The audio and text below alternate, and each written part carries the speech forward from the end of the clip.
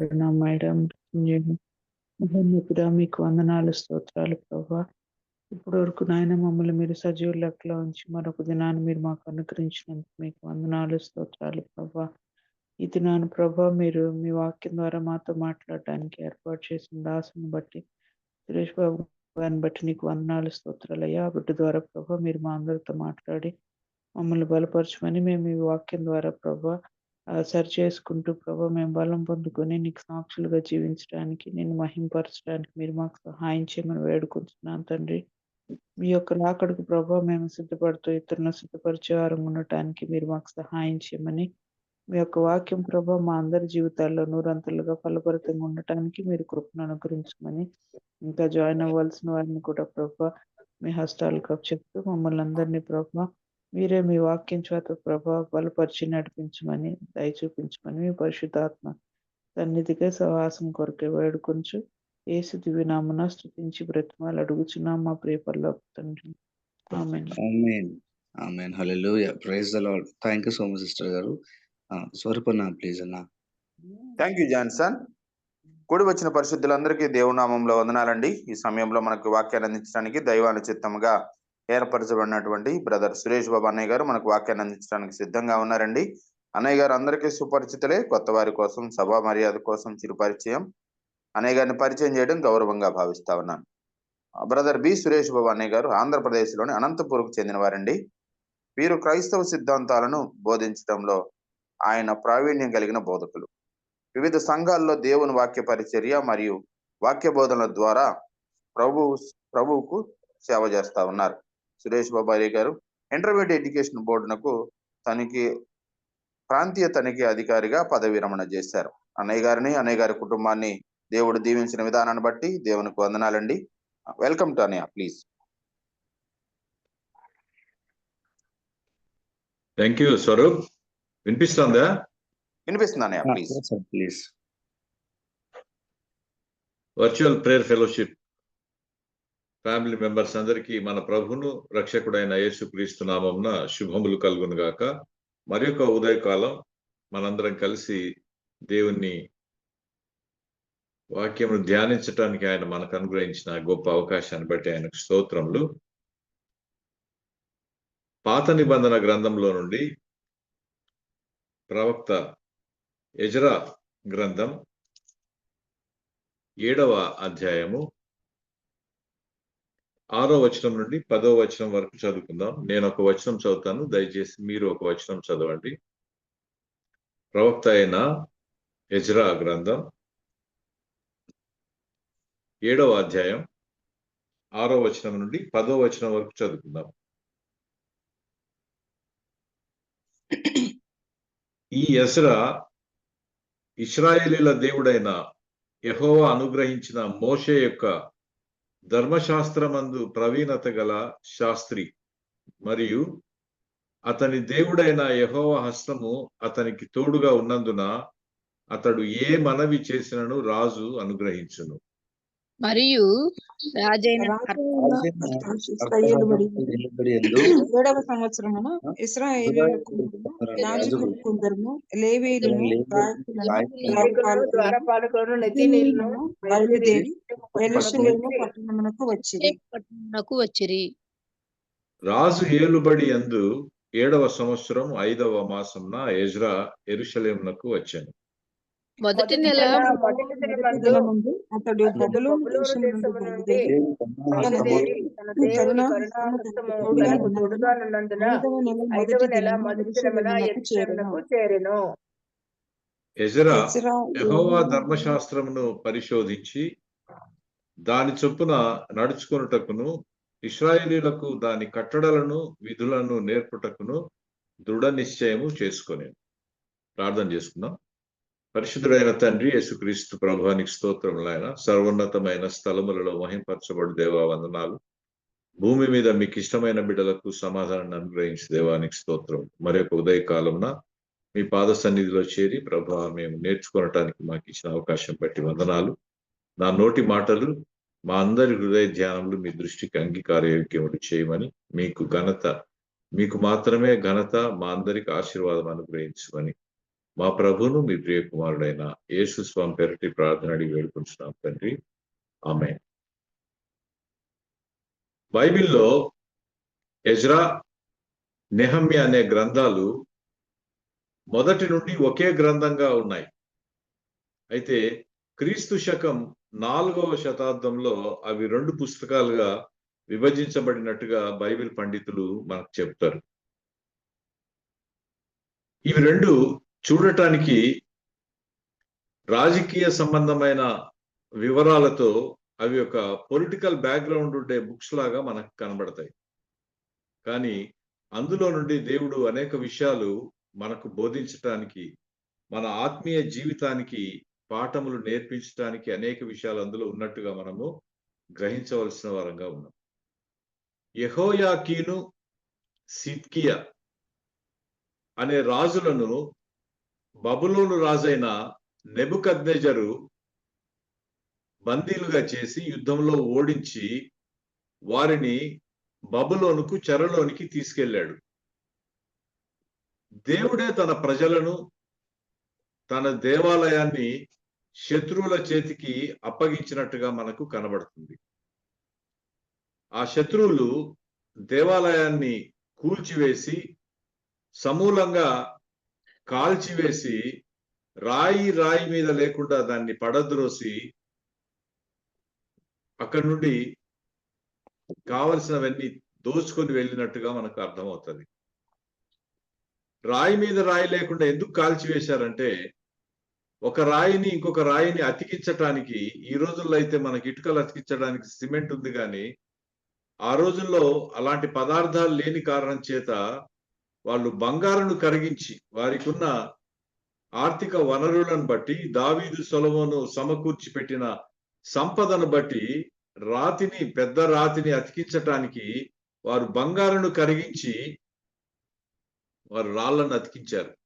ఆ బంగారంతా సేకరించటానికి ఆ దేవాలయాన్ని కాల్చివేశారు. కాల్చివేసినప్పుడు బంగారంతా కరిగి ఒక చోటకి వస్తే దాన్నంతా దోచుకుపోవటానికి వారు అలా చేశారు. అసలు దేవుడు తన ప్రజలను శత్రువులకు ఎందుకు అప్పగించాడు? తన దేవాలయాన్ని కాల్చివేయటానికి, కూల్చివేయటానికి దేవుడే ఎందుకు అనుమతించాడు? అది మనకు దినవృత్తాంతాల గ్రంథం 2వ గ్రంథం 36వ అధ్యాయం 15 నుండి 18 వరకు రాయబడిన వాక్యంలో మనకు కనబడుతుంది. దినవృత్తాంతముల గ్రంథం 2వ గ్రంథం 36వ అధ్యాయం 15 నుండి 18 వరకు రాయబడిన వాక్యంలో కనబడుతుంది. చదువుతారండి ఎవరైనా? చదువుతాం pastor. Praise Lord. Praise Lord. వారి పితరుల దేవుడైన యెహోవా తన జనుల యందును తన నివాస స్థలమందును కటాక్షము కలవాడై వారి యొద్దకు తన దూతల ద్వారా వర్తమానం పంపుచూ వచ్చెను. ఆయన పెందలకడ లేచి పంపుచూ వచ్చినను వారి దేవుని దూతలను ఎగతాళి చేయుచు, ఆయన వాక్యములను తృణీకరించుచు, ఆయన ప్రవక్తలను హింసించుచు రాగా నివారింప సిక్కిము కాకుండా యెహోవా కోపము ఆయన జనుల మీదికి వచ్చెను. ఆయన వారి మీదికి కల్దీలను రాజును రప్పింపగా అతడు వారికి పరిశుద్ధ స్థలముగానున్న మందిరములోనే వారి యవ్వనులను ఖడ్గము చేత సంహరించెను. అతడు యవ్వనుల యందైనను, యువతుల యందైనను, ముసలి వారి యందైనను, నెరసిన వెంట్రుకలు గల వారి యందైనను కనికరింపలేదు. దేవుడు వారినందరినీ అతని చేతికి అప్పగించెను. మరియు బబులోను రాజు పెద్దవేమి చిన్నవేమి దేవుని మందిరపు ఉపకరణములన్నిటినీ, యెహోవా మందిరపు నిధులలోనిదేమి, రాజు నిధులలోనిదేమి, అధిపతుల నిధులలోనిదేమి దొరికిన ద్రవ్యమంతయు బబులోనికి తీసుకొని పోయెను. చూసారా? దేవుడు వారి యొక్క ఆధ్యాత్మిక జీవితం యొక్క పతనాన్ని బట్టి అనేక మంది ద్వారా హెచ్చరిస్తూ వచ్చినప్పటికీ వారు దేవుని వైపు తిరగని కారణం చేత దేవుడు అనేక సంవత్సరములు వారిని గమనించిన తర్వాత వారిలో ఒక గొప్ప మార్పు తీసుకురావటానికి, వారి దేశానికి విశ్రాంతి ఇవ్వటానికి వారిని బబులోను రాజైన నెబుకద్నెజరుకు అప్పగించినట్టుగా మనకు కనబడుతుంది. ఈ ఆలయంలో చేసే మనవి నేను ఆలకిస్తానని చెప్పాడు సొలొమోనుతో దేవుడు. అయితే అదే ఆలయాన్ని కాల్చివేయబడ్డానికి, కూల్చివేయబడ్డానికి దేవుడే అనుమతి ఇచ్చాడు. మనం కూడా చాలా సార్లు మన యొక్క ఆలయాన్ని గురించి అతిశయపడతా ఉంటాం. మా ఆలయం 100 సంవత్సరాలు అయింది కట్టి, లేదా 150 సంవత్సరాలు అయింది కట్టి, లేకపోతే ఇన్ని వందల మంది మా మందిరానికి వస్తారు, లేదా ఇన్ని వేల మంది మా ఆరాధనలో పాల్గొంటారని ఆలయాన్ని గురించి మనం చాలా సార్లు అతిశయపడతా ఉంటాం. అయితే ప్రభు ఏమంటాడంటే, ఆలయం కంటే గొప్పవాడు ఇక్కడున్నాడు అంటాడు. ఆలయం గొప్పదా? అందులో ఆరాధించబడే దేవుడు గొప్పవాడా? ఏమండి? బలిపీఠం గొప్పదా? దాని మీద అర్పించబడే బలి గొప్పదా? శిలువ గొప్పదా? అందులో తన ప్రాణాన్ని మానవ జాతి విమోచన కొరకై ప్రాణం అర్పించిన ప్రభు గొప్పవాడా? తప్పకుండా ఆలయం కంటే. ఏమండి? ప్రాణం అర్పించిన ప్రభు గొప్పవాడు. ప్రభువే గొప్పవాడు. చెప్పండి. బలిపీఠం కన్నా అర్పించబడిన బలి గొప్పది. మందిరం కన్నా అందులో నివసించే దేవుడు గొప్ప దేవుడు, గొప్పవాడు. ఆలయం కంటే మనం ఆరాధించే దేవుడు గొప్పవాడు. బలిపీఠం కంటే బలిపీఠం మీద అర్పించబడిన బలి గొప్పది. శిలువ కంటే దాని మీద మరణించి లేచిన ప్రభు గొప్పవాడు. గమనించారా? అయితే తన మహిమ కొరకు, తన రాజ్య విస్తరణ కొరకు కాకుండా మనుషులు తమ స్వలాభం కోసం, తమ ఘనత కోసం, తమ పదవుల కోసం, అధికారం కోసం ఒక ఆలయాన్ని ఆశ్రయించి ఉంటే అది ఉండిన కాల్చబడినట్టే లెక్క.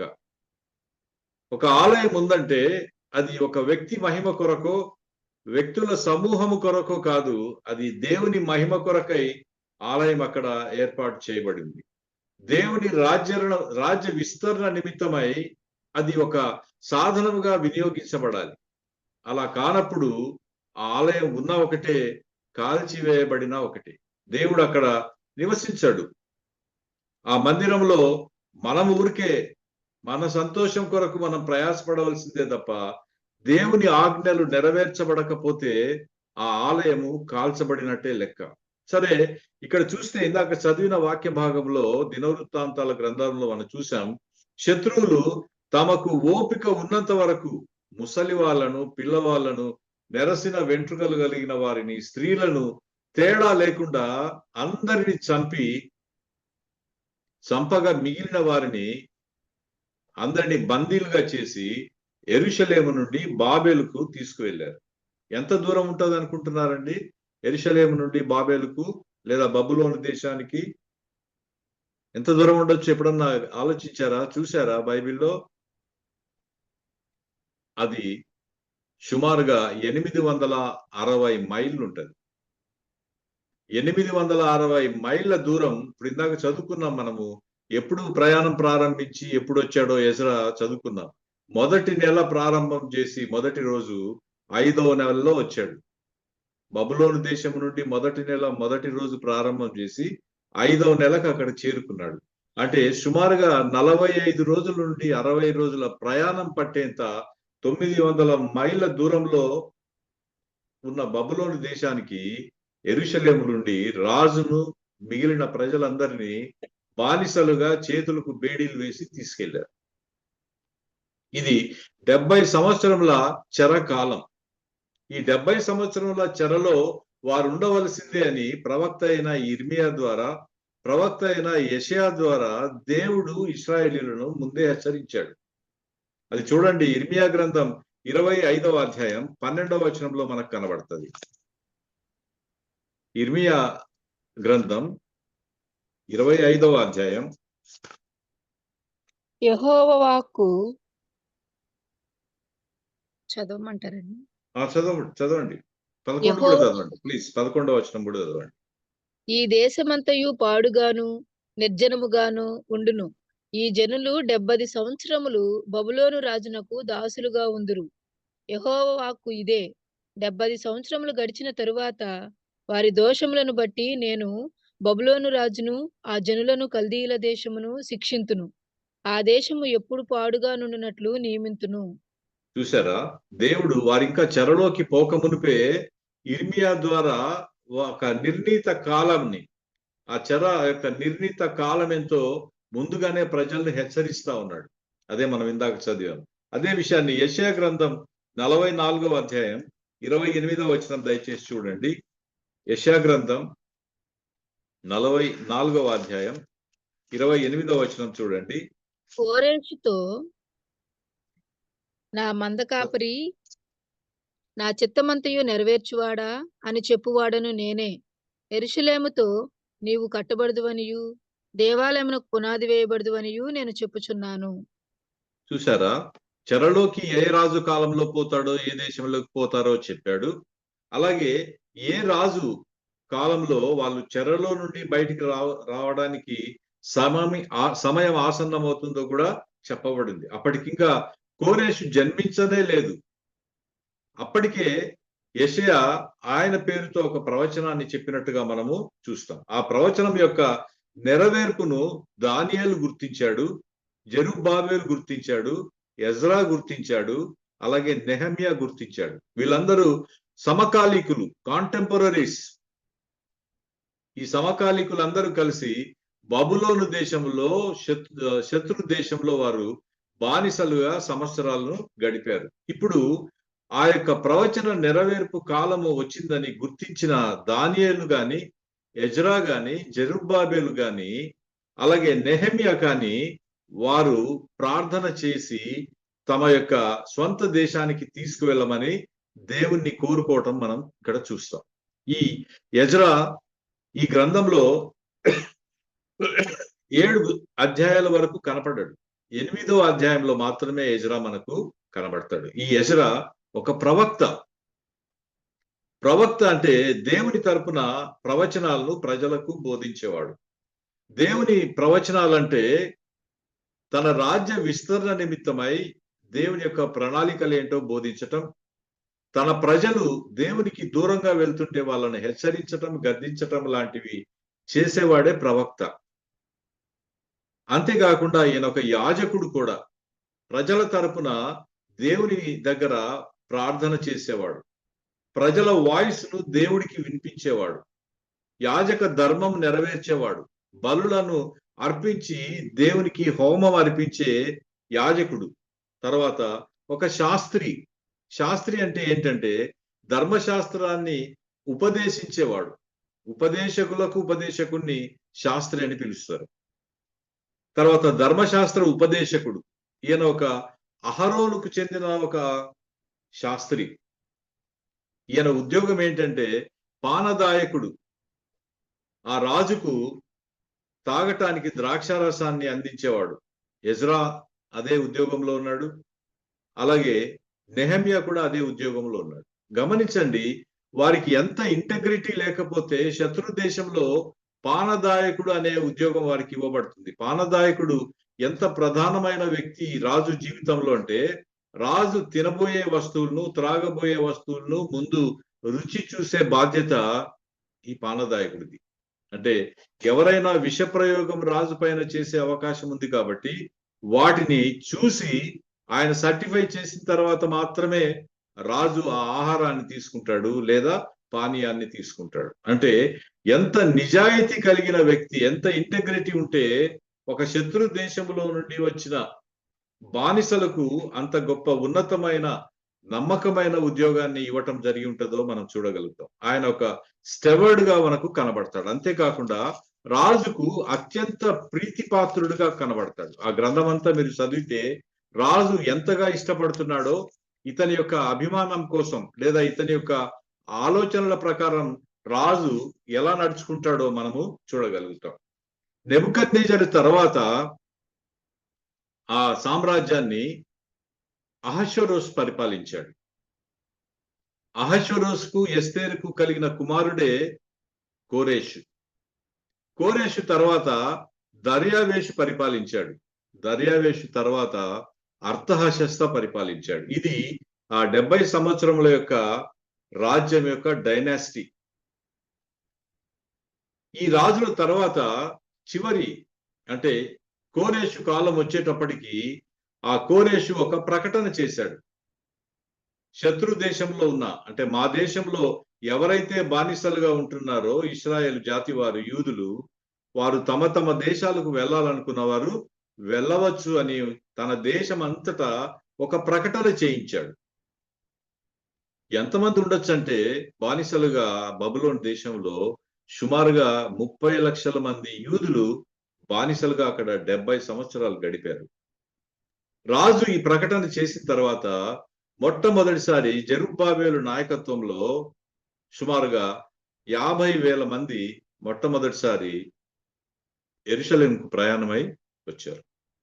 ఈ వచ్చేక ముందు వారి వారి కుటుంబ నేపథ్యాన్ని వారు లెక్క పెట్టుకున్నారు. ఏ వంశానికి చెందిన వాళ్ళు, ఏ గోత్రానికి చెందిన వాళ్ళని వారు తమ దగ్గర ఉన్న ఆధారాలను బట్టి ఆ కుటుంబాలను వారు విభజించుకున్నారు. ఇప్పటికీ కూడా యూదులకున్న ఒక ఆచారం ఏంటంటే తమ పూర్వీకుల వంశంలో నుండి 40 తరాల వరకు వాళ్ళ పేర్లను వారు గుర్తుపెట్టుకుంటారు. అంటే ఇప్పుడు నాకు మా నాన్నగారి పేరు తెలుసు, మా గ్రాండ్ ఫాదర్ పేరు తెలుసు, మా గ్రేట్ గ్రాండ్ ఫాదర్ పేరు తెలుసు, అంతకంటే ముందు తెలియదు. ఇంకా అంటే నాకు ఒక 2 తరాల ముందు మాత్రమే తెలుసు, కానీ 3-4 తరాల పేర్లు తెలియదు. ఎందుకు అంటే మా పేరెంట్స్ వాటి గురించి చెప్పలేదు. అయితే యూదులు అలా కాదు. తమ కుటుంబం విషయంలో, తమ యొక్క జాతి విషయంలో, తమ గోత్రం విషయంలో ఎంతో పర్టికులర్ గా ఉంటారు. అందుకే ఇప్పటికి కూడా వారికి 40 తరాల వరకు వారి పేర్లను వాళ్ళు గుర్తు పెట్టుకుంటారంట. అలా వారి గోత్రములను వారు గుర్తించి తమ తమ కుటుంబాల వరుస చొప్పున అక్కడి నుంచి ప్రయాణమై వచ్చారు. దేవుడే కోరేషును ప్రేరేపించినట్టుగా మనం ఇందాక యెషయా గ్రంథంలో చదువుకున్నాం. ఆ కారణం చేత కోరేషు తన సామ్రాజ్యం అంతా ప్రకటన చేయించిన తర్వాత మీ దేశానికి వెళ్ళాలనే ఇష్టం ఎవరికైతే కలిగి ఉందో వారు వెళ్ళాలనుకుంటే వెళ్ళవచ్చు అని ప్రకటన చేశాడు. కొంతమంది అక్కడే స్థిరపడటానికి ఇష్టపడ్డారు.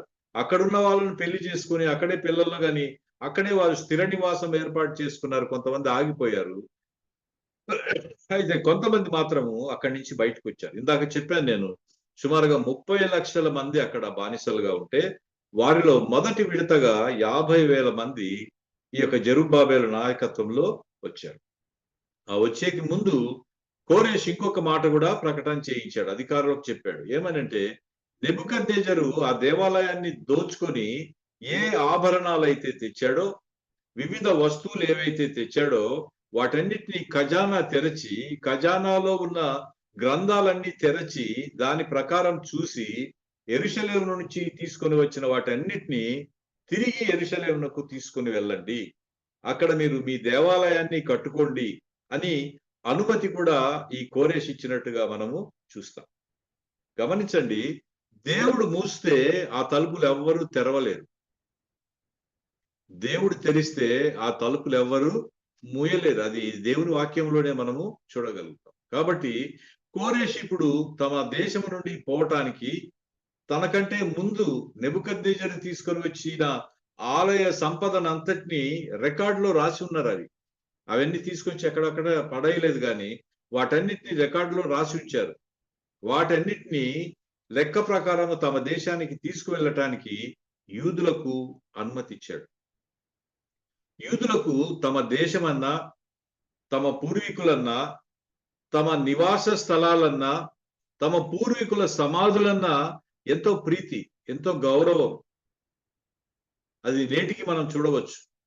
ఇజ్రాయేలీలకు ఎప్పుడు స్వాతంత్రం వచ్చిందండి? ఎవరైనా చెప్పగలుగుతారా? ఐడియా ఉందా ఎవరికన్నా? ఆ దేశం ఎప్పుడు ఏర్పాటు చేయబడింది? 1948 అండి. 1948. Thank you sister. 1948వ సంవత్సరం మే 14వ తేదీ ఆ దేశం ఆవిర్భవించింది. ఆల్బర్ట్ ఐన్స్టైన్ 2వ ప్రపంచ యుద్ధానికి అమెరికా దేశానికి కావలసిన అణు సంపదను సమకూర్చటంలో సహాయపడిన కారణం చేత ఆల్బర్ట్ ఐన్స్టైన్ ఒక యూదుడు.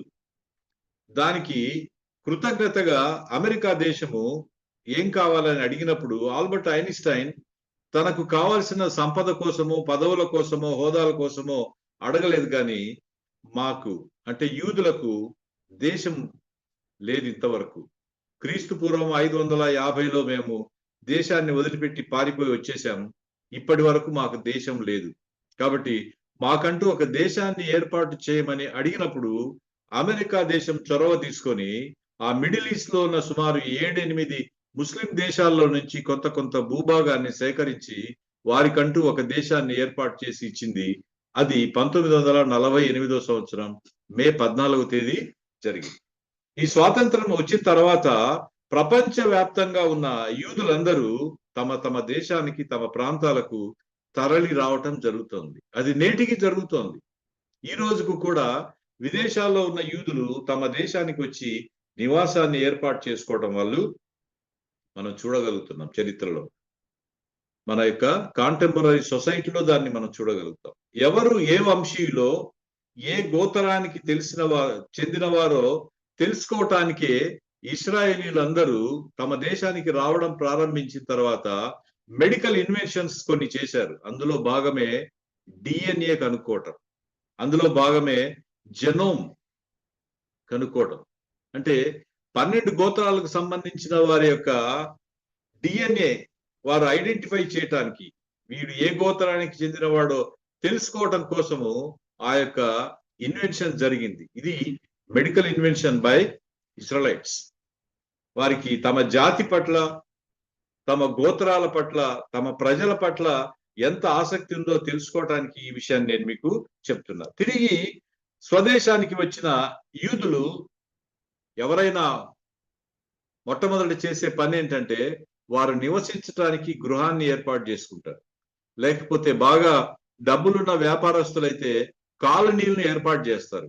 అయితే ఈ యూదులు బబులోను నుండి ఇశ్రాయేలు దేశానికి వచ్చిన తర్వాత మొట్టమొదటిసారి వారు చేయటానికి ప్రయత్నం చేసింది ఏంటంటే తమ ఆలయాన్ని నిర్మించుకోవటం ప్రారంభించారు.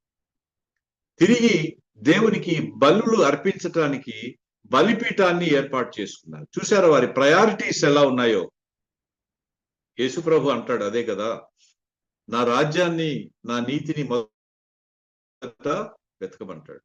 వీరు చేస్తున్న పని అదే. దేవుని రాజ్యాన్ని, దేవుని నీతిని వెతకటానికి వారు ప్రయత్నం చేస్తున్నారు. తమ నివాస గృహాల కంటే ముందే దేవుని ఆలయాన్ని నిర్మించడానికి వాళ్ళు పూనుకున్నారు. దేవుడు తమను ఈ 70 సంవత్సరములు చెరలో ఉంచిన తర్వాత వారి భక్తి మరింత పెరిగింది.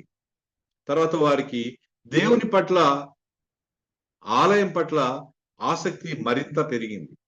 అందుకే దేశంలోకి వచ్చిన వెంటనే వాళ్ళు చేయటం ప్రారంభించిన పని ఏంటంటే ఆలయ నిర్మాణం, బలిపీఠం, బలులు అర్పించటం, పండుగలు చేసుకోవటం మొదలు పెట్టారు. ఈ 70 సంవత్సరముల చెర తర్వాత తమ భక్తిని, తమ పరిశుద్ధ గ్రంథాన్ని, తమ ఆచారాలను కొనసాగించటానికి, ప్రజలను పురికొల్పటానికి, వారిని ప్రేరేపించటానికి, ప్రోత్సహించటానికి ఎజ్రా నిర్ణయించుకున్నాడు. ఇది ఎజ్రా యొక్క ప్రాధాన్యత. ఎజ్రా గ్రంథంలో మనం గ్రహించగలిగింది ఇదే. తనొక్కడే భక్తిగా ఉంటే చాలనుకోలేదు ఆయన. తనొక్కడే ధర్మశాస్త్రంలో నిష్ణాతుడైతే చాలనుకోలేదు ఆయన. తనొక్కడే గ్రంథాల గురించి అనేక విషయాలు తన జ్ఞాన సముపార్జన కోసం కాకుండా తను సంపాదించిన దేవుని జ్ఞానాన్ని తన ప్రజలందరికీ పంచిపెట్టాలని ఆయన కోరుకున్నాడు. ఎజ్రా కొన్ని నిర్ణయాలు తీసుకున్నాడు. ఆ నిర్ణయాల్లో భాగమే ఎజ్రా గ్రంథం 7వ అధ్యాయం 10వ వచనం చూడండి. ఎజ్రా గ్రంథం. ఎజ్రా యెహోవా ధర్మశాస్త్రమును పరిశోధించి దాని చొప్పున నడుచుకొనుటకును, ఇజ్రాయేలీలకు దాని కట్టడలను, విధులను నేర్పుటకును దృఢ నిశ్చయము చేసుకొనెను. చూసారా, ఎజ్రా ఆ దేశానికి రాకముందే కొన్ని నిర్ణయాలు తీసుకున్నాడు. ఏమిటా నిర్ణయాలంటే చదివాం ఇందాక మనము. ధర్మశాస్త్రాన్ని పరిశోధించి దాని చొప్పున నడుచుకొని ఇశ్రాయేలీయులకు దాని కట్టడలను, తర్వాత విధులను నేర్పించాలని ఆయన కోరుకుంటున్నాడు. చూసారా, ఇక్కడ ఒక ప్రశ్న అడుగుతాను. మన భక్తి దేవుని పని చేయటానికి పనికి వస్తా ఉందా, లేకపోతే మన పనులు నెరవేర్చుకోవడానికి మనం భక్తిగా ఉంటున్నామా? అర్థమైందండి ప్రశ్న. మనం భక్తి పరులుగా ఎందుకు ఉంటున్నాము? దేవుని దగ్గర మనం అనుకున్న పనులన్నీ సాధించుకోవడానికి భక్తి పరులుగా ఉంటున్నామా, లేకపోతే దేవుని పని చేయటానికి మనం భక్తి కలిగి ఉన్నామా? అది దేవుని పని ఎవరి దేవుని పని ఆత్మకు అమ్మా దేవుని పని చేయడానికే భక్తి చేయాలి, కానీ మనం ఒప్పుకోవాల్సింది ఏంటంటే ఫస్ట్ మన కార్యాలు నెరవేర్చుకోవడానికి భక్తి చేస్తున్నాం. మన పనులు నెరవేర్చుకోవడానికి అంటే దేవుని దగ్గర మనం నమ్మకంగా ఉంటే, యథార్థంగా ఉంటే, భక్తిగా ఉంటే, బైబిల్ చదువుకుంటే, ఇన్నిసార్లు ప్రార్థన చేస్తే, ఇంత కానుకిస్తే, దైవజనులు మనం పూజిస్తే దేవుడు మన పనులు దేవుడి పని మనం చేస్తే మన పని దేవుడు చేస్తాడు. అంటే గివ్ అండ్ టేక్ పాలసీ. నేను నీకు ఇది ఇస్తాను, నువ్వు నాకు అంతకంటే ఎక్కువ రెట్లుగా సహాయం చేయమని దేవునితో మనం వ్యాపారం చేయడానికి ప్రారంభం చేస్తాం. మన భక్తి ఇండైరెక్ట్ గా అదొక వ్యాపారం లాగా కనబడుతుంది. అయితే ఎజ్రాను మనం చూడగలిగితే, ఎజ్రా తన భక్తి, తన ప్రార్థనా జీవితం, తన యొక్క ధర్మశాస్త్ర జ్ఞానాన్ని సముపార్జించిన వాడు దానిని దేవుని రాజ్య విస్తరణ నిమిత్తమై వినియోగించటానికి పూనుకున్నాడు. యెరూషలేం దేవాలయాన్ని నిర్మించటానికి ఎజ్రా పూనుకుంటే, పట్టణ ప్రాకారాలు నిర్మించటానికి నెహమ్యా పూనుకున్నాడు. అక్కడి నుంచి వచ్చిన తర్వాత వీరు తమ తమ కార్యాలను విభజించుకున్నారు. నీవు ఈ పని చేయి, నేను ఈ పని చేస్తానని విభజించుకొని ఆ పనిని చేయటం ప్రారంభించారు. ఎజ్రాను ఆ రాజు ఎంతగా అభిమానించాడంటే, దేవాలయ నిర్మాణం కోసము అవసరమైన బంగారు, వెండి, కొయ్య, నూనె, ఉప్పుతో సహా ఎజ్రాతో ఇచ్చి పంపించాడు. ఏమేం కావాలో, ఎంతెంత క్వాంటిటీలో కావాలో వాటన్నిటిని లిస్ట్ అవుట్ చేసి వాటిని ఎజ్రాతో పాటు ఇచ్చి ఆయనను అంత దూరం పంపించి దేవాలయాన్ని కట్టించడానికి సిద్ధపడ్డాడు. అంటే రాజు యొక్క అభిమానాన్ని ఎజ్రా ఎంతగా సంపాదించాడో మనము చూడగలం. రాజుకు సమీపంగా ఉండటం వల్ల అతని నిజాయితీని, అతని యొక్క భక్తి జీవితాన్ని రాజు ఎంతగా గమనించి ఉంటే అతని యొక్క అవసరాలను తీర్చడానికి కాకుండా అతని యొక్క దేశంలో నిర్మించటానికి అవసరమైన దేవాలయ నిర్మాణానికి అవసరమైన వనరులను కూడా సేకరించి పంపించటాన్ని మనము చూస్తాం. శత్రు దేశంలో భయంకరమైన పరిస్థితుల్లో జీవించినప్పటికీ తన భక్తిని, దేవుని పట్ల ఆసక్తిని కోల్పోకుండా 2 తరాల తర్వాత కూడా తనతో పాటు ప్రజలను తీసుకురావడానికి ఎజ్రా పూనుకున్నాడు. జెరుబ్బాబెల్ నాయకత్వంలో స్వదేశానికి తిరిగి వచ్చిన మొదటి జనాంగము ఆలయ నిర్మాణానికి పూనుకున్నారు. పోనీ అన్ని ఫేవరబుల్ గా ఉన్నాయా వారికి కండిషన్స్ అన్ని? అక్కడికి వచ్చి ఆలయాన్ని నిర్మించడానికి కావలసిన పరిస్థితులు అనుకూలంగా ఉన్నాయా అంటే అన్ని వ్యతిరేకంగా ఉన్నాయి. తీవ్రమైన వ్యతిరేకత అక్కడున్న ప్రజల్లో ఉంది. తర్వాత అక్కడున్న ప్రజలు 70 సంవత్సరాల తర్వాత కూలిపోయిన దేవాలయాన్ని నిర్మించడానికి, నగరంలో యొక్క ప్రాకారాలు నిర్మించడానికి వీరు పూనుకుంటే ఎగతాళి చేస్తున్నారు వాళ్ళు. తర్వాత అవమానపరుస్తున్నారు. అంతేకాకుండా రాజుకు తిరిగి పిటిషన్స్ పంపించారు.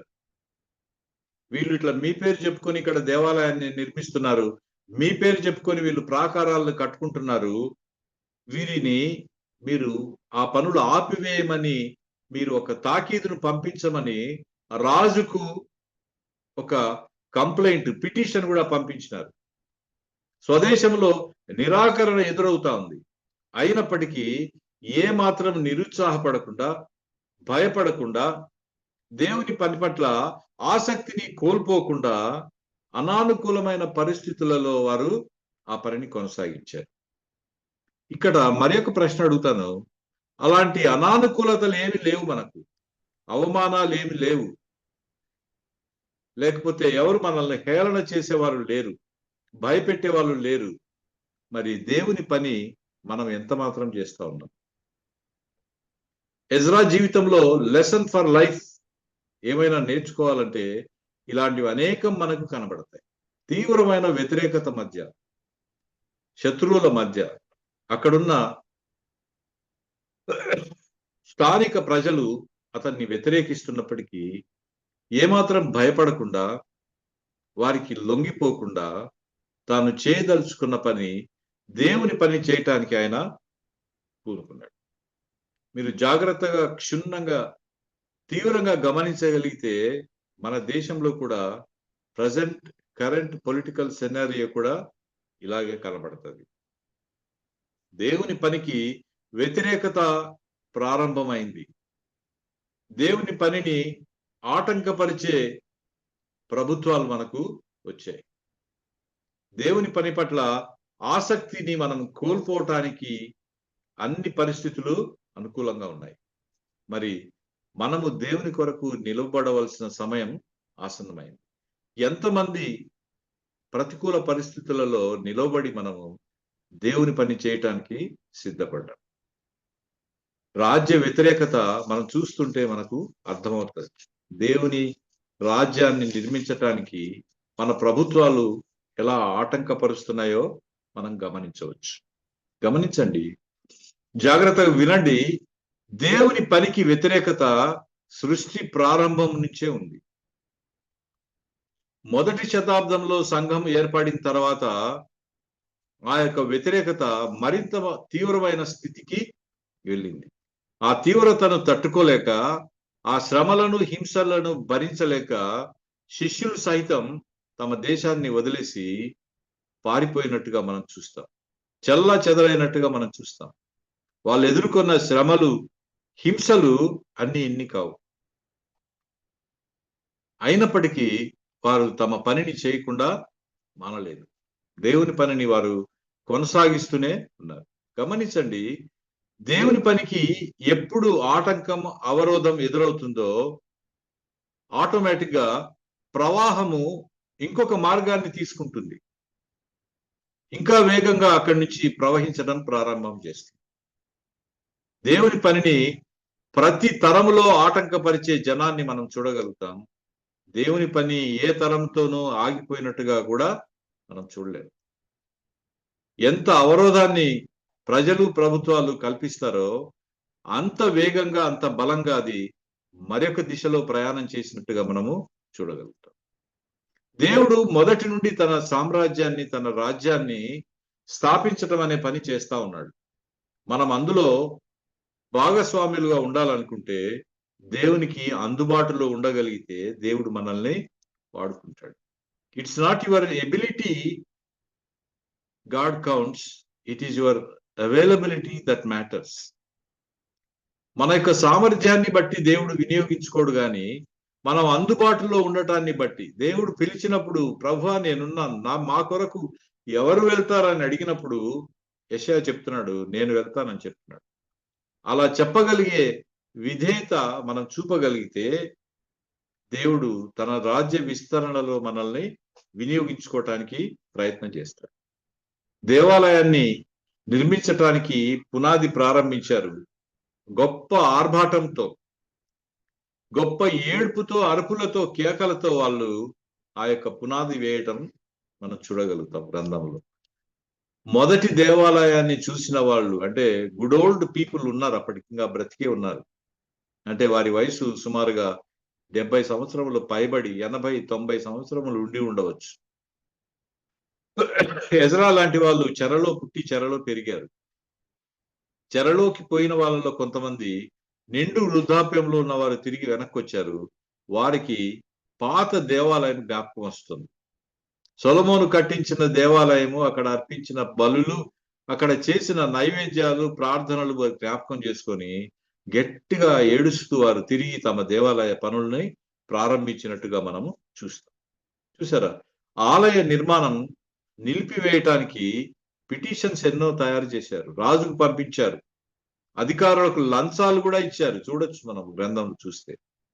రాజైన అర్థహశస్తకు ఉత్తరం రాసి, యూదుల మీద వీరు తిరుగుబాటు చేసే జనాంగం అండి, రాజుకు పన్నులు సరిగా కట్టరండి, హాని కలిగించేవారండి వీరు అని హెచ్చరిస్తూ రాజును ఈ పని ఆపివేయడానికి కావలసిన తాకీదును పంపమని రాజుకు వారొక ఉత్తరం రాశారు. అయితే ఆశ్చర్యం ఏంటంటే, ఆలయ నిర్మాణానికి అడ్డు చెప్పవద్దని రాజు వారిని హెచ్చరించాడు. యూదుల జోలికి మీరు వెళ్ళొద్దు, వారి పనికి ఆటంకం కలిగించొద్దని రాజు ఒక హెచ్చరికతో కూడిన ఆజ్ఞను జారీ చేసి పంపించాడు. అంతేకాకుండా వారు కొనే వస్తువుల మీద సుంకము గాని, పన్ను గాని, లేకపోతే వారు సమకూర్చే ఆస్తుల పైన శిస్తు గాని లేకుండా చేయమని ఒక కొత్త ఆజ్ఞను కూడా జారీ చేసి పంపించాడు. చూసారంటే మన భాషలో మనకు అర్థం కావాలంటే జిఎస్టి లేకుండా చేశారు. ప్రభుత్వం యొక్క పన్నులు ఏమీ లేకుండా కేవలం లావాదేవీలకు అవసరమైన ఖర్చులు మాత్రమే వాళ్ళకు పెట్టి వస్తువులు సామాగ్రి కొని ఆలయాన్ని నిర్మించడానికి వారికి అనుమతిని రాజు ఇచ్చినట్టుగా మనం చూస్తాం. మన దేవుడు రాజుల హృదయాన్ని, అధికారుల హృదయాన్ని నీటి కాలువల వలె త్రిప్పగలిగిన సామర్థ్యం కలిగిన వాడని ఆయనే చెప్తున్నాడు.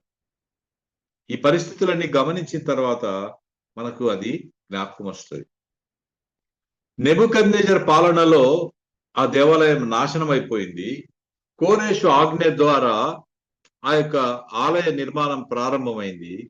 దర్యావేషు, అర్థహశస్త అనే రాజుల కాలంలో వారి పరిపాలనలో అది ముగించబడి ఆలయం ప్రతిష్ఠించబడినట్టుగా మనం గ్రంథంలో చూడగలుగుతాం. నేను మొదటే చెప్పాను, ఇది ఒక పొలిటికల్ సినారియో ఉన్న ఒక గ్రంథంగా కనబడుతుంది. అనేక రాజకీయ అంశాలు, చారిత్రక అంశాలు ఈ గ్రంథంలో మనకు కనబడతాయి.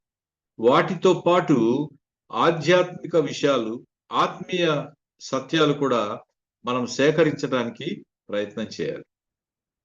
ఎంత కోపంగా దేవుడు వారిని తన దేశమైన పాలు తేనెలు ప్రవహించే పాలస్తీనా నుండి వారిని తరిమి వేశాడో అంతే జాలి దయ వారి పట్ల కనబరిచి 70 సంవత్సరాల తర్వాత వారిని తమ స్వదేశానికి తీసుకొచ్చినట్టుగా మనం చూస్తాం.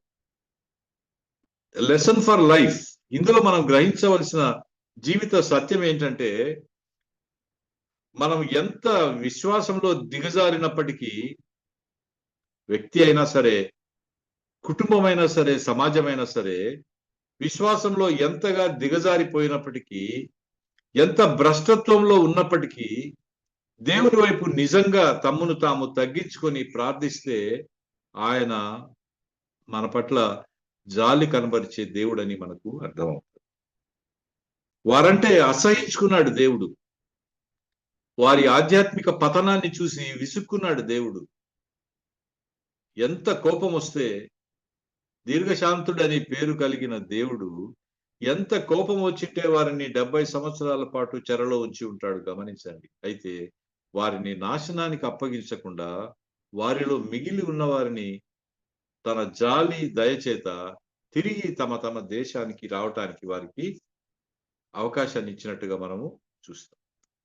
దీనంతట్లో ప్రజలను దేవుని వైపు త్రిప్పటానికి ఎజ్రా ఎంతో సహాయపడ్డాడు. ప్రజలందరినీ తనొక్కడే నిజాయితీపరుడుగా, తనొక్కడే భక్తిపరుడుగా, తనొక్కడే ప్రార్థనాపరుడుగా ఉండి అతిశయపడటానికి ప్రయత్నం చేయకుండా తన చుట్టూ ఉన్నవారిని దేవుని గురించి మరింతగా తెలుసుకోవడానికి, దేవుని ప్రణాళికల్లో వారిని భాగస్వాములు చేయటానికి, దేవుని రాజ్యాన్ని కట్టడానికి వారు కూడా ఎలా ఉపయోగపడతారో వారందరికీ చెప్పి వారిని ప్రేరేపించి దేవుని వైపుగా తీసుకొని వచ్చినట్టు మనం ఎజ్రా గురించి చూస్తాం. 7వ అధ్యాయం 10వ వచనంలో మనం ఇందాక చూసాం. ఎజ్రా యెహోవా ధర్మశాస్త్రాన్ని పరిశోధించడం. ధర్మశాస్త్రాన్ని చదవటం తెలుసు కానీ మనకు పరిశోధించడం అంటే ఎలాగండి? చదవటం, ఒక చాప్టర్ తర్వాత ఒక చాప్టర్ చదువుకుంటూ పోవడం తెలుసు మనకు. ఒక పుస్తకం తర్వాత ఒక పుస్తకం చదవటం తెలుసు మనకు. ఒక నిర్ణీత గడువు లోపల బైబిల్ మనం పూర్తి చేయాలని నిర్ణయించుకున్నట్ట మంచిదే. అయితే ఇక్కడ ఎజ్రా ఏం చేస్తున్నాడు? దానికంటే మించి ఏదో చేస్తున్నాడు. అది పరిశోధించటం, ధర్మశాస్త్రాన్ని పరిశోధించటం. ఇందాక చూసాం మనం, 70 సంవత్సరముల చెర తర్వాత విడుదల సమయం ఆరంభమైందని తెలుసుకున్నాడు ఎజ్రా. అది పరిశోధన అంటే. ఊరికి చదువుకుంటూ పోతే అది అక్కడే మర్చిపోతాం, ఇది దీని తర్వాత మర్చిపోతాం. అయితే ఎజ్రా ఏం చేస్తున్నాడంటే ఒకదానిని ఇంకొక దానితో లింక్ పెట్టి చూస్తున్నాడు. వాక్యాన్ని ఇచ్చట కొంత అచట కొంత ఉంటది అని వాక్యం చెప్పబడింది. అంతా ఒక చోటగా వ్రాయబడి లేదు దేవుని వాక్యం. ఇచ్చట కొంత అచ్చట కొంత. ఆ సేకరణ చేయవలసిన బాధ్యత చదివే వాడి మీద ఉంది.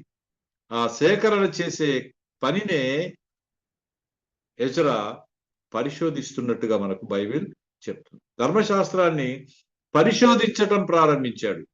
ఏంటి మా పరిస్థితి, ఎందుకు మేము ఇక్కడికి వచ్చాం, ఎందుకు ఈ శత్రు దేశంలో మేమింత అవమానాల పాలవుతున్నాం, దేవుడు ఏం చెప్తున్నాడు మన స్థితి గురించి, దీనికి ఏమైనా విడుదల ఉందా, దీని నుంచి మాకేదైనా విమోచన ఉందా అని పరిశోధిస్తే ఇర్మియా గ్రంథంలోను యెషయా గ్రంథంలోను ఆయనకు దొరికింది.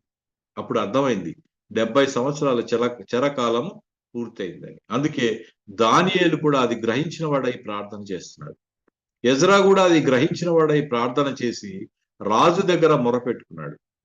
నెహమ్యా కూడా రాజు దగ్గర మొరపెట్టాడు. అంటే తాను పరిశోధించి గమనించిన గ్రహించిన సత్యాలను తన చుట్టూ ఉన్న వారికి తెలియపరిచి దేవుని ప్రణాళికలు ఎలా ఉంటున్నాయో, అవి ఎలా నెరవేర్చబడబోతున్నాయో మన జీవిత కాలంలో వాటిని గురించి బోధించటానికి ప్రయత్నం చేశాడు.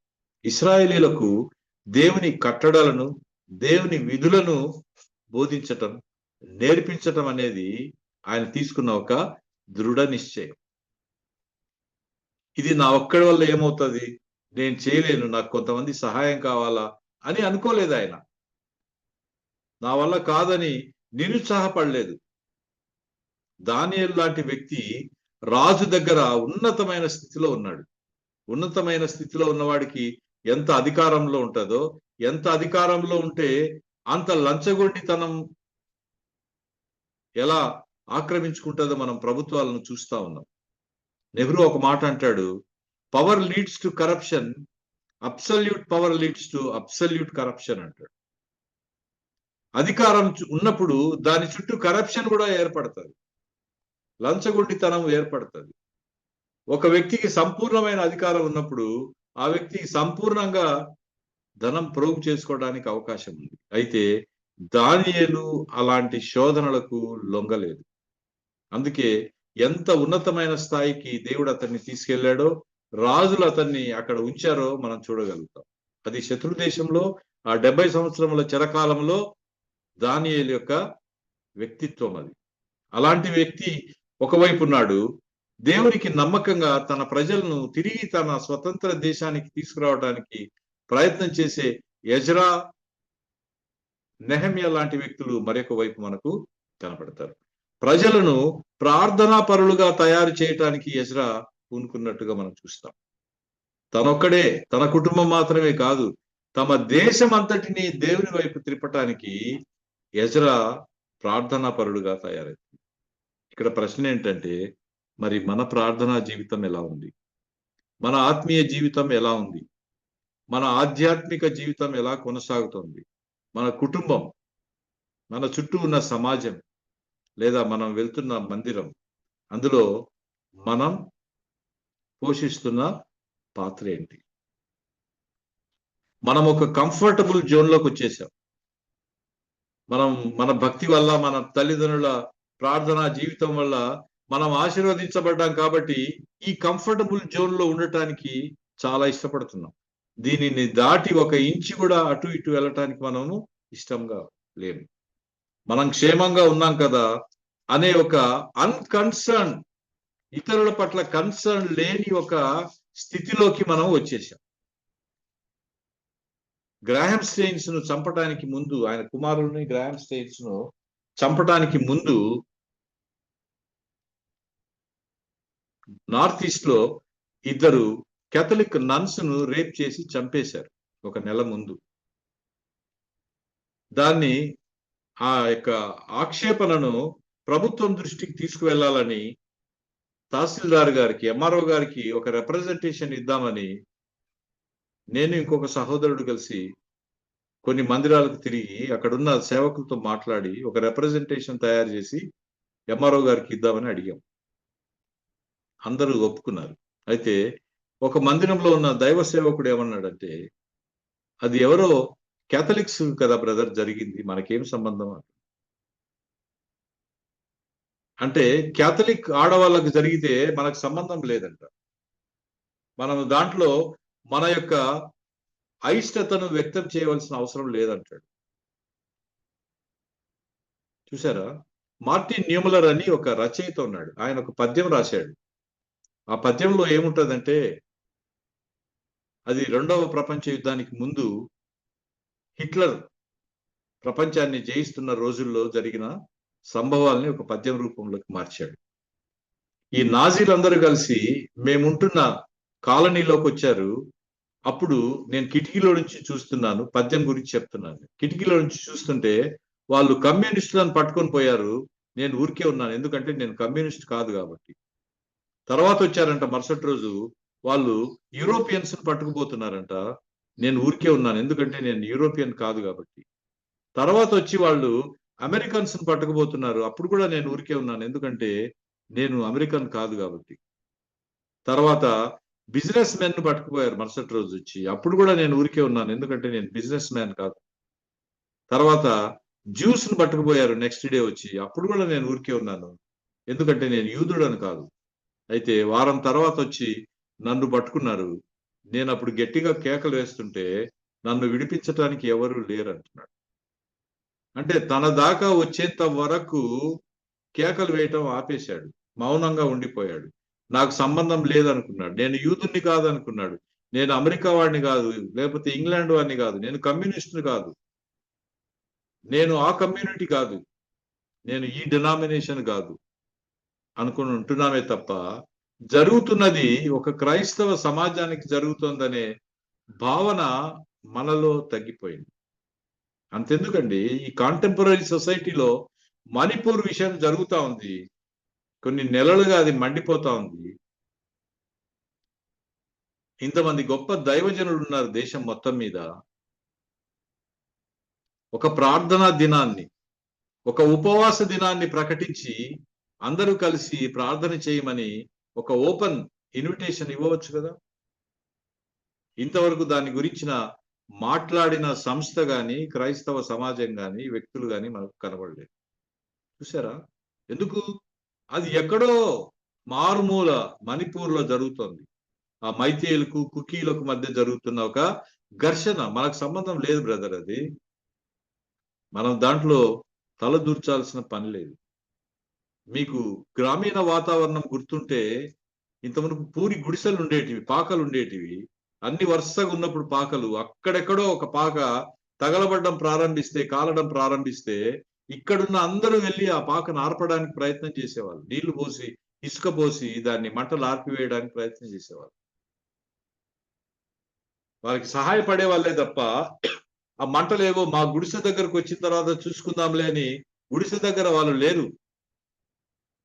ఎక్కడో 20 పాకలకు ముందు జరుగుతున్న అగ్ని ప్రమాదాన్ని ఆర్పివేయడానికి ఇక్కడి నుంచి పరిగెత్తి వెళ్ళి సహాయపడేవాళ్ళు. కారణం, అలా ఆర్పకపోతే అది మన గుడిసె దాకా వస్తుంది. ఇప్పుడు వచ్చింది, ఇప్పుడు మనం కేకలు వేయటానికి నోరు పెగలటం లేదు. చూసారా? తమ పితరుల పాపం కోసం, తమ జనాంగం యొక్క పాపం కోసము ఎజ్రా ప్రార్థన చేస్తున్నాడు, అంగలారుస్తున్నాడు, బట్టలు చించుకుంటున్నాడు, గడ్డం పెరికి వేసుకుంటున్నాడు, ప్రార్థన చేస్తున్నాడు. గమనించండి, 9వ అధ్యాయం 5-7 వచనాలు చూడండి. ఎజ్రా గ్రంథం 9వ అధ్యాయం 5, 6, 7 వచనాలు చదువుతారా? సాయంత్రపు అర్పణ వేళను శ్రమ తీరగా నేను లేచి నా వస్త్రమును పైదుప్పటిని చింపుకొని మోకాళ్ల మీద పడి నా దేవుడైన యెహోవా తట్టు చేతులెత్తి, నా దేవా నా దేవా, నా ముఖము నీ వైపు ఎత్తుకొనుటకు సిగ్గుపడి ఖిన్నుడనై ఉన్నాను. మా దోషములు మా తలలకు పైగా హెచ్చియున్నవి, మా అపరాధము ఆకాశమంత ఎత్తుగా పెరిగి ఉన్నది. మా పితరుల దినములు మొదలుకొని నేటి వరకు మేము మిక్కిలి అపరాధులము. మా దోషములను బట్టి మేమును మా రాజులను మా యాజకులను అన్య దేశముల రాజుల వశమునకును ఖడ్గమునకును చెరకును దోపునకును నేటి దినమున ఉన్నట్లు అప్పగింపబడుట చేత మిగుల సిగ్గు నొందిన వారమైతిమి. చూసారా? తన పాపమే కాదు, తన కుటుంబం పాపమే కాదు, తన జాతి మొత్తం పాపాన్ని ఆయన దేవుని దగ్గర ఒప్పుకుంటున్నాడు. అయ్యా, మేము తప్పు చేశాం, మేము పాపం చేశాం. అంగలారుస్తున్నాడు, గట్టిగా కేకలేస్తున్నాడు, బట్టలు చించుకుంటున్నాడు, కన్నీళ్లు గారుస్తున్నాడు, క్షమించమని అడుగుతా ఉన్నాడు.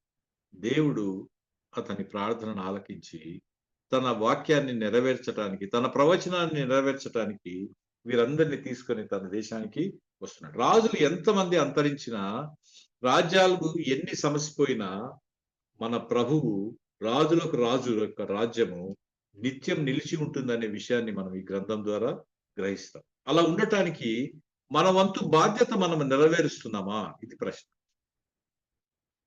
ప్రజలందరినీ తీసుకురావడానికి ఆయన బాధ్యత వహించాడు. క్రైస్తవ జీవితం అనేది బాధ్యతతో కూడుకున్న జీవితం.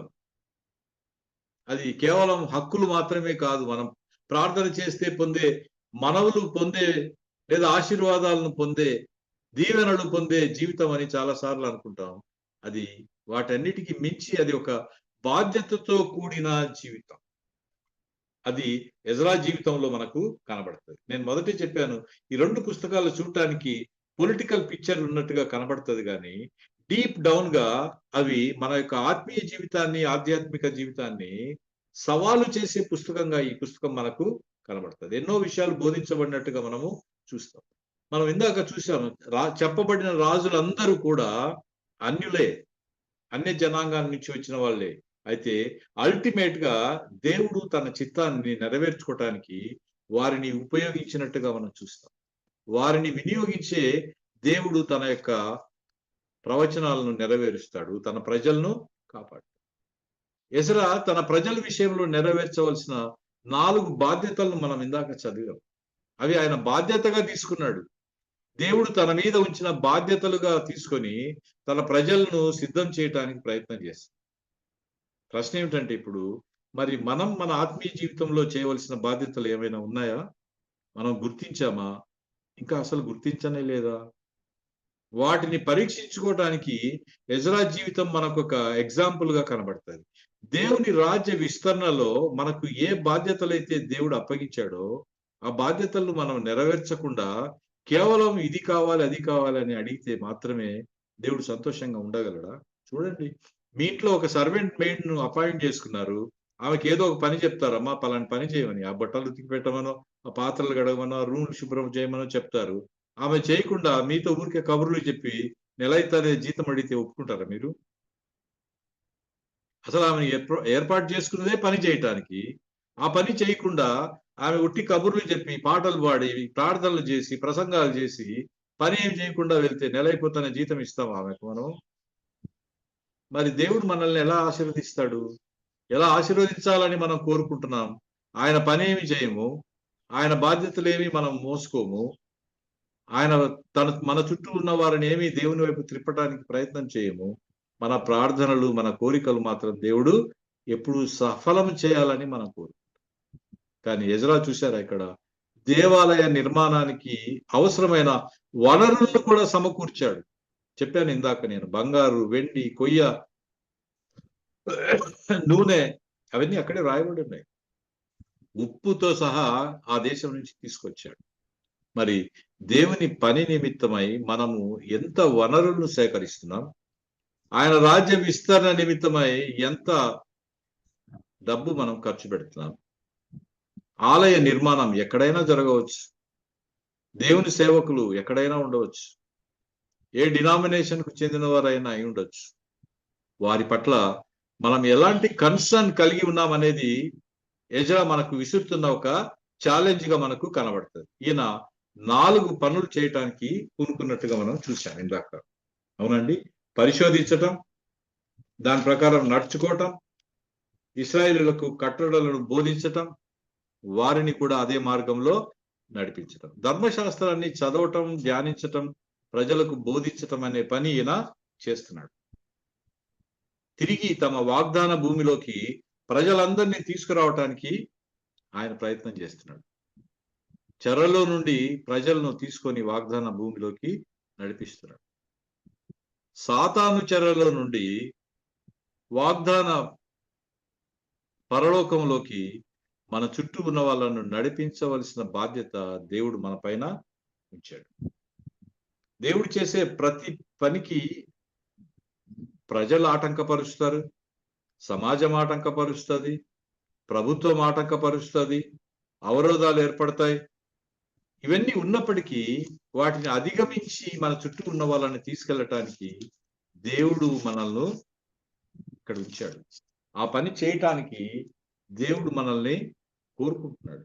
అయితే అన్ని ఆటంకాలను, అవరోధాలను దాటుకొని దేవుని చిత్తం నెరవేరడం మనం చూస్తాం ఎజ్రా జీవితంలో. ఎన్నో ఆటంకాలు వచ్చినప్పటికీ దేవుడు తన పని చేయటానికి తన యొక్క విశ్వాసులకు సహాయపడినట్టుగా మనం చూస్తాం.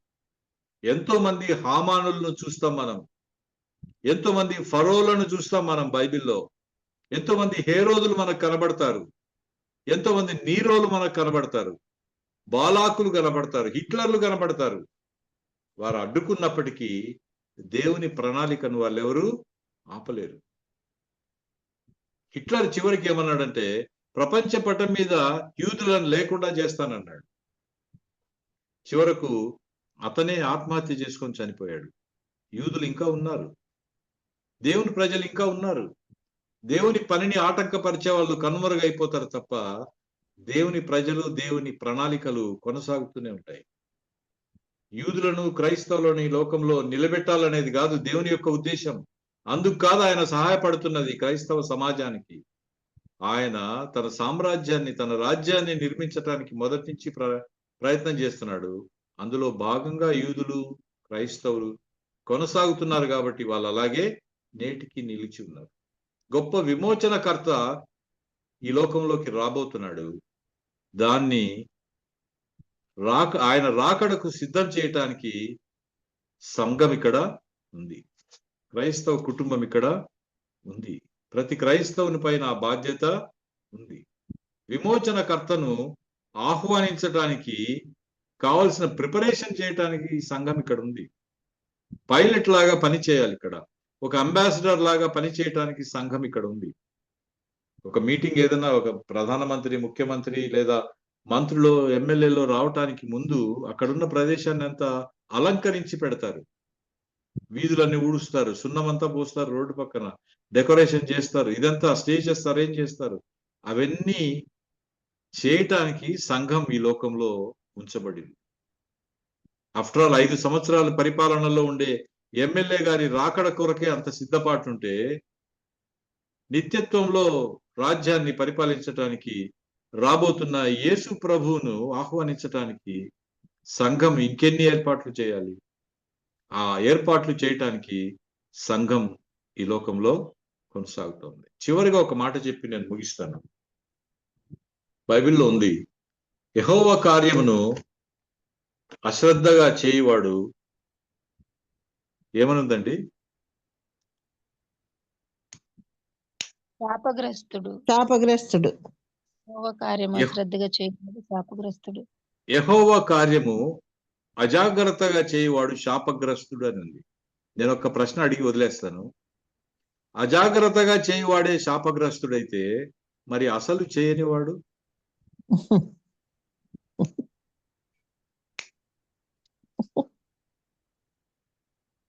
ఏమండి? యెహోవా కార్యమును అశ్రద్ధగా చేయువాడు, అజాగ్రత్తగా చేయువాడు, నిర్లక్ష్యంగా చేయువాడు శాపగ్రస్తుడు. మరి అసలు చేయనివాడు, వాడి పరిస్థితి ఏంటి? అశ్రద్ధగా చేసే కుటుంబం, అశ్రద్ధగా చేసే సమాజం, అశ్రద్ధగా చేసే మందిరం, అసలే చేయని మందిరాలు మనకు కనబడతాయి, అసలే చేయని కుటుంబాలు మనకు కనబడతాయి, దేవుని పని అసలే చేయని వ్యక్తులు మనకు కనబడతారు. వారిని అందరినీ ఎజ్రా వలె మనం దేవుని వైపు తీసుకెళ్ళాలి. ఎలా తీసుకెళ్ళాలి? కాళ్ళతో పోలేని చోటికి మోకాళ్ళతో వెళ్ళవచ్చని ఒక దైవ భక్తుడు అంటాడు. అంటే వారి కొరకు ప్రార్థన చేయడం ద్వారా వారిని దేవుని వైపుకు నడిపిద్దాం. దేవుడు తన వాక్యాన్ని మనందరి వినికిలో దీవించుగాక. ఆమెన్. Over to Johnson.